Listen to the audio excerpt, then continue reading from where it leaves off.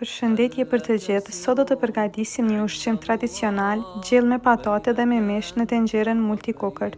Produktet që na nevojiten për përgatitjen e këtij ushqimi janë mish, karrota, patate, qepë, kryp, biber të kuq dhe vegetë. Së pari e bluajmë qepën në pjesë të imta, më pas e vendosim në tenxhere ku i shtojmë edhe vaj. Tenxherën e lëshojmë në programin numër 5, i cili funksionon pa ja vendosur kapakun dhe është vetëm për skuqje. Pasi që qepa fërgohet mirë, në të shtojmë edhe mishin dhe i fërgojmë edhe për disa minuta së bashku. I fërgojmë kështu së bashku për disa minuta derisa mishi të skuqet pak.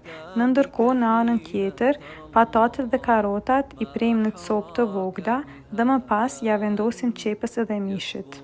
Vazhdojmë dhe i fërgojmë të gjitha produktet së bashku edhe për pak minuta, më pas ja vendosim edhe erëzat, kripën, vegetën dhe biberin e kuq.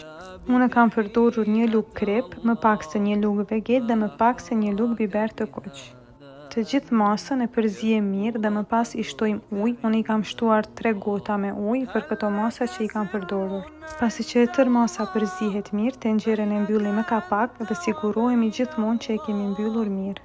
Më pas tenxherën e lëshojmë në programin numër 1, i cili është përzierjen e mishit.